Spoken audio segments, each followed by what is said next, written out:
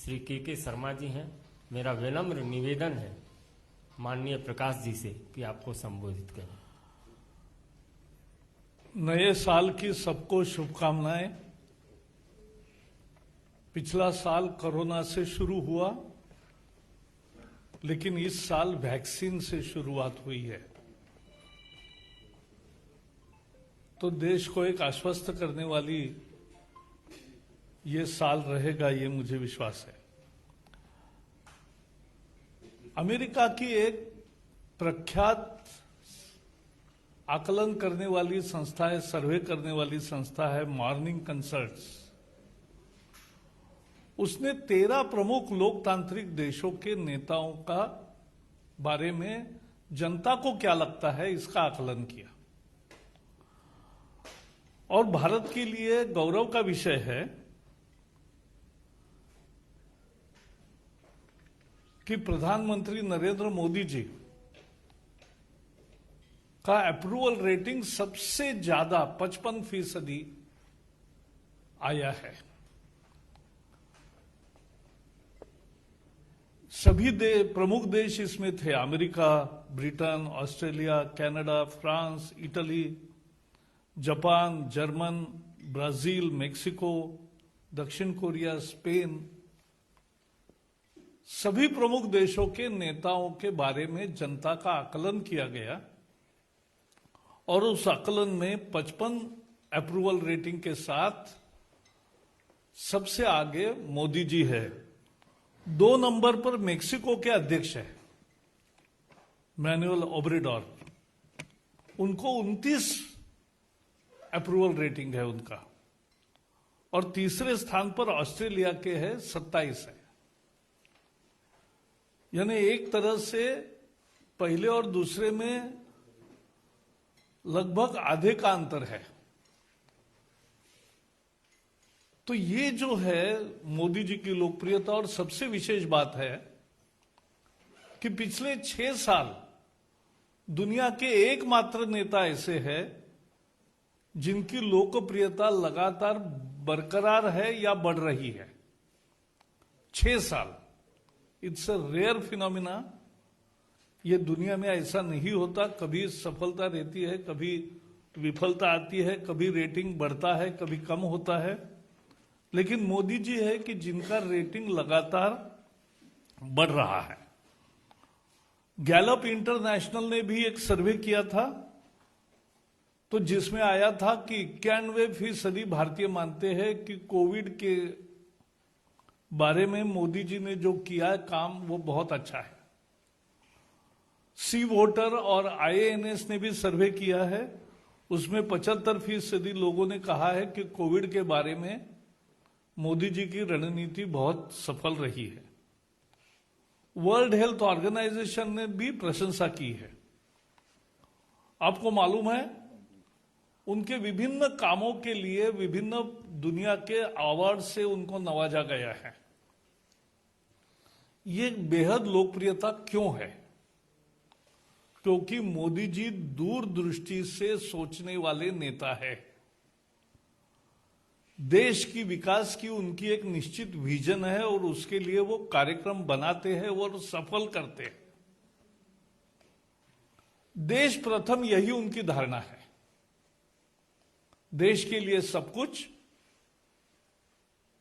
और देश ही सब कुछ। इस धारणा से जो काम करते हैं, सबका साथ, सबका विकास, सबका विश्वास, आत्मनिर्भर भारत की दृष्टि रखते हैं, उसको लेकर आगे बढ़ना चाहते हैं। Made in India, made for the world, ये नारा लेकर आगे बढ़ते हैं। दुनिया में भारत का स्थान भी बढ़ गया, दबदबा भी बढ़ गया। आज हमारे पार्टी के अध्यक्ष जगत प्रसाद नड्डा जी ने भी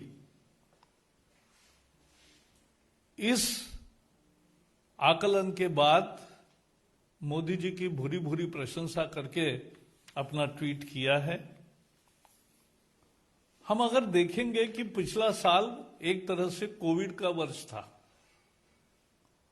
लेकिन इस वर्ष में मुझे याद है जनवरी के कैबिनेट मीटिंग्स में, यानी भारत में 30 जनवरी को पहली केस आई लेकिन उसके पहले से चीन में हुआ था, तो उसके साथ ही उन्होंने मंत्रिमंडल के सभी साथियों को यह अवगत कराया कि ये एक गंभीर संकट आ रहा है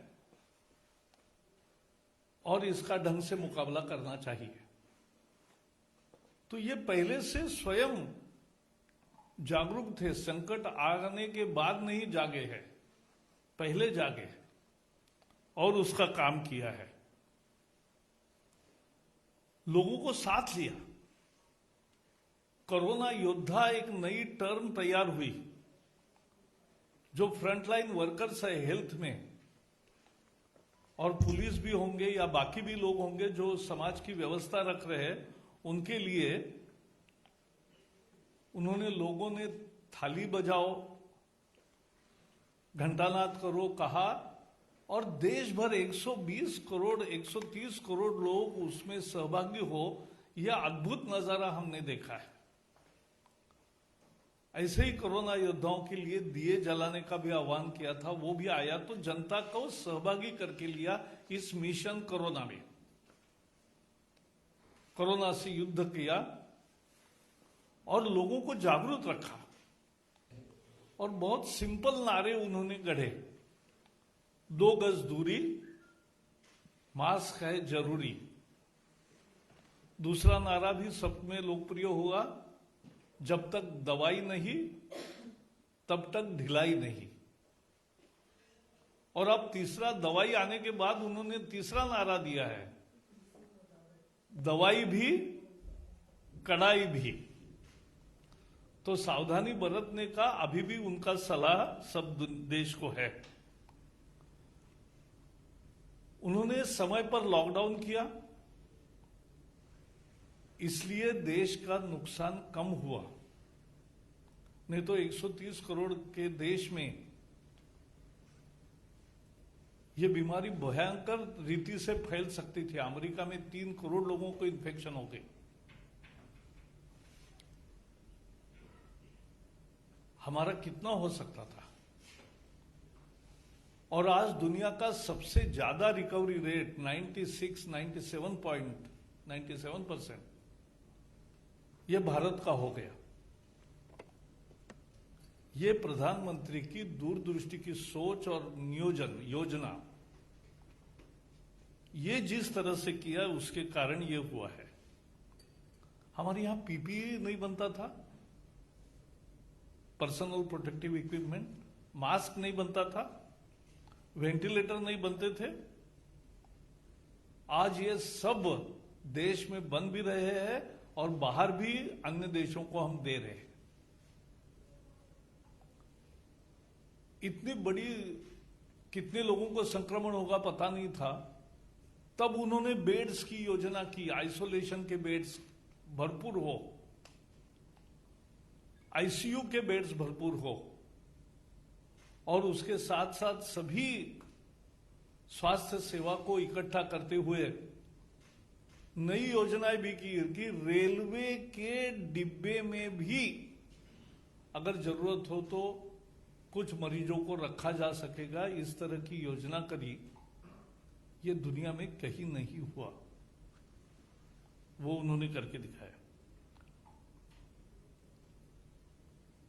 दुनिया को पूरी दवा दी, हमारी हाइड्रोक्सो क्लोरोक्विन और बाकी भी दवाएं जो भारत की वैक्सीन्स और बाकी उपयोगी थे इस ट्रीटमेंट में, वो 80 से अधिक देशों में उसको रवाना किया। आज भारत शायद एक देश है कि जहां 4 वैक्सीन्स लाइन में तैयार हो रहे हैं। एक कल मान्यता मिली है इमरजेंसी प्रयोग के लिए सीरम के कोविशील्ड को, फिर भारत बायोटेक का आ रहा है, झाइडेक बायोटेक का है, और रशिया का जो स्पुतनिक आया है उसका भी हेटेरो कंपनी कर रही है। तो पूरी व्यवस्था देश भर में, उसका कोल्ड स्टोरेज की व्यवस्था, उसके ड्राई रन की व्यवस्था, आज पूरे देश भर में ड्राई रन हो रहा है। एक ऐप होगा, आप सभी लोग भी फ्रंटलाइन ही है एक तरह से, आपको केवल रजिस्टर करना है, फ्रंट लाइन वर्कर को प्रायोरिटी है, आपको नंबर आएगा, उस स्थान पर जाके आपको टीका लेना है। तो इतनी सुचारू व्यवस्था, ये सब उनके नेतृत्व की एक परिचय इस एक वर्ष के संकट में मिला है। क्योंकि कोरोना जैसे संकट में सामना करते समय नेतृत्व की एक तरह से परीक्षा होती है, और इस संकट का जिस तरह से मोदी जी ने मुकाबला किया, उनकी लोकप्रियता और बढ़ी है। और इसलिए मैं मानता हूं कि ये पुरस्कार, आकलन और सर्वे का जो नतीजा है वो बहुत महत्वपूर्ण है। वो दिखा रहा है कि भारत आज किस पोजीशन में है और मोदी जी कितने समर्थता से इसका नेतृत्व कर रहे हैं, दूरदृष्टि से योजना कर रहे हैं, कमिटमेंट के साथ काम कर रहे हैं। और इसलिए दुनिया में आज इतने बड़े देशों के, लोकतांत्रिक देशों के प्रमुखों में उनका स्थान लगातार बरकरार भी है और लोकप्रियता बढ़ रही है। यही आज मुद्दा था। जस्ट अंत में कहूंगा कि उनको केवल 1-2 साल में जो पुरस्कार मिले, वो भी अगर ध्यान रखेंगे कि global goalkeeper award Melinda Gates foundation ने, जो हमने शौचालय से लेकर सभी स्वास्थ्य सेवाओं में जो आयुष्मान भारत से लेकर काम किया, उसके लिए दिया। King Hamad Order of Renaissance, पूर्व खाड़ी के सभी देशों के साथ जिस तरह से संबंध बनाए, मालदीव का भी निशान इजुद्दीन, ये बहुत बड़ा अवार्ड उनको मिला। ऑर्डर ऑफ सेंट एड्रूज अपोस्टल, ये भी अवार्ड से उनको नवाजा गया। ऑर्डर ऑफ जायद, ये संयुक्त अरब अमीरात ने उनको पुरस्कार दिया। सियोल शांति पुरस्कार मिला 2018 में, 2 साल पहले, वो भी आपको मालूम है। और फिलिप कोटलर प्रेसिडेंशियल अवार्ड मिला। तो ये सारे अवार्ड बया यही करते हैं कि एक सक्षम नेतृत्व भारत को मिला है, एक दूरदृष्टि का नेतृत्व मिला है, और उस नेतृत्व के तहत भारत एक तरक्की तेजी से आगे बढ़ रहा है और विश्व में एक प्रमुख ताकत बन के उभर रहा है। अब तो स्थायी समिति का भी यूएन में वो अस्थायी सदस्य बन गया है।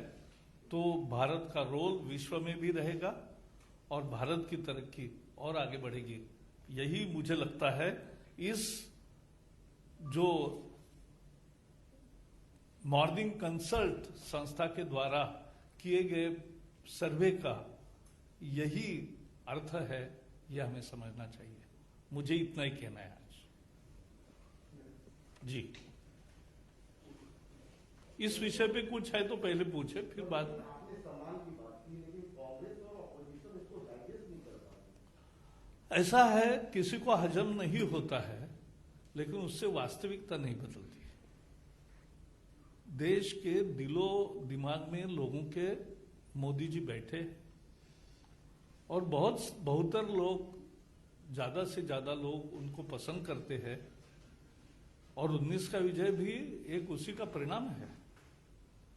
और बाकी भी हमारे ग्राम पंचायत से लेकर जिला परिषद से लेकर विधानसभाओं तक जो सफलता मिल रही है, मैं एक उदाहरण बताऊं। मैं पुणे में, हमारे यहाँ पहली दफा बीजेपी को पूरा बहुमत मिल गया कॉरपोरेशन में, और 100 हमारे कॉरपोरेटर्स चुने गए।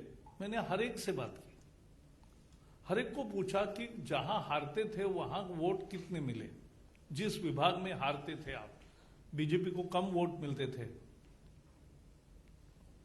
तो कितने हुए, तो वहां बढ़े, बोले झुग्गी झोपड़ी में बढ़े, यहां बढ़े। तो मैंने कहा क्यों, गरीब बस्तियों में बढ़े? तो मैंने कहा क्या कारण है? तो बोले मोदी। एकमात्र कारण, गरीब को लगता है कि देश का भला अगर होना है और हमारा भी उन्नति कुछ होना है तो मोदी जी सक्षम नेतृत्व है। तो वो नगर निगम के चुनाव में भी मोदी जी एक रेफरेंस पॉइंट होता है, यह हमें समझना चाहिए। सर, कोरोना की वैक्सीन हराम या हलाल, इस पर बड़ी एक बहस छिड़ गई है और कंफ्यूजन क्रिएट किया जा रहा है पूरे देश में। इस पर बातचीत भी हो रही है। मुझे इसका, मैं टेक्नोलॉजी का आदमी नहीं हूं इसमें, ये तो हर्षवर्धन जी बताएंगे। लेकिन एक सत्य है, अपनी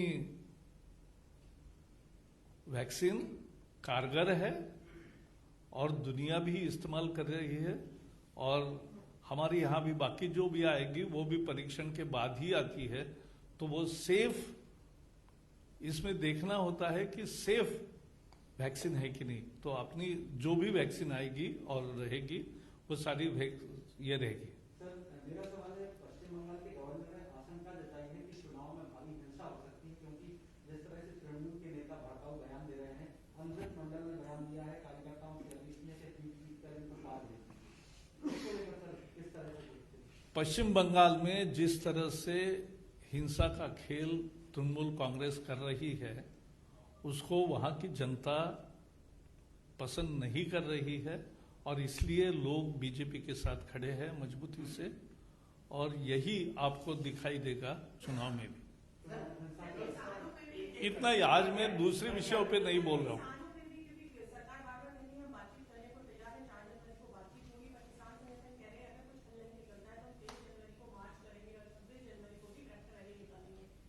ऐसा है कि आपने देखा किसानों के प्रति राजनाथ जी ने जिस तरह से अपनी भावना प्रकट की, वो सरकार की भावना है। खुद प्रधानमंत्री मोदी जी ने भी बार बार किसान और कृषि के बारे में अपनी दृष्टि को स्पष्ट किया है, और 8 बार चर्चा हुई है। 4 तारीख को परसों फिर से होगी, और हम तो आशावान हैं कि किसानों की समस्याओं में निजात होगा, उसमें समाधान होगा, और समाधान के साथ यह आंदोलन भी समाप्त होगा, और सब अपने अपने घरों में लौटेंगे, ये हमें विश्वास है। सर, आपने कहा कि दुनिया भर में तमाम जो अवार्ड वो बताते हैं कि पीएम मोदी की लोकप्रियता बढ़ी है कोरोना काल में जो काम किया। एक तरफ हम देख रहे हैं दुनिया में तमाम नेताओं की लोकप्रियता घटी और उन्हें सत्ता विरोधी लहर का भी सामना करना पड़ा है, एक बड़ा चुनाव हुआ उसमें, और दूसरी तरफ मोदी जी के नेतृत्व में चाहे जिला पंचायत को चुनाव हो, बीजेपी लगातार चुनाव जीती है। तो क्या सबसे अब अपोजिशन को सबक लेना चाहिए जिन मुद्दों पर बोलने की? लेकिन अपोजिशन में कुछ नेता ऐसे हैं कि जो सबक लेने को तैयार ही नहीं है। हमें तो खुली प्रतिस्पर्धा का हम स्वागत करते हैं। देश के लिए एक से एक बेहतर कार्यक्रम देने वाले सोच के साथ कोई नेता काम करता है तो उसका तो हम स्वागत करते हैं, किसी भी पार्टी में हो। लेकिन आज एक तरह से एक बैंक्रप्सी जो दिखाई दे रही है, वही मूल समस्या है। Last question. हाँ, सर, राहुल गांधी जी ने एक ट्वीट किया 2 दिन पहले, और आपने भी उपलब्धियां गिनाई कोविड में किस तरह सरकार ने काम किया। उनका 23 खरब से ज्यादा का कर्जा बड़े उद्योगपतियों का सरकार ने बीते साल में माफ कर दिया। अगर वो 11 करोड़ लोगों तक पहुंचता तो 20,000 रुपए में पहुंचता। गलत जानकारी देने में इनका हाथ कोई नहीं, और इनकी बराबरी कोई नहीं कर सकता। लेकिन ये गलत जानकारी देश स्वीकार नहीं करता। सर, मेरा भी सवाल यही था। मोहन भागवत जी ने बोला है कि Hindu can never be anti national. वो पहले ही पेट्रियाटिक होते हैं, Hindu can never be anti national. आपने कहाँ पढ़ा वो अलग है, मैंने तो कल भाषण नहीं सुना। सुनो सुनो सुनो, मैंने जो पढ़ा वो ये पढ़ा कि मतभेद किसी का अलग हो, मत राय अलग हो, तो भी वो उसके देशभक्ति पर शंका नहीं करनी चाहिए। ये मैंने पढ़ा, आपने क्या पढ़ा वो अलग हो गया। इस विषय की चर्चा नहीं है।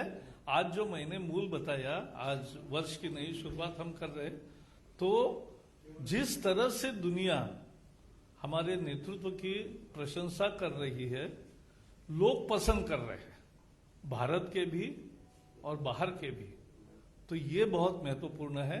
और भारत में लोगों की पसंदगी रोज दिन ब दिन बढ़ रही है। 6 साल लगातार कायम है, बरकरार है, और वो आगे बढ़ रही है। यही आज की खबर है।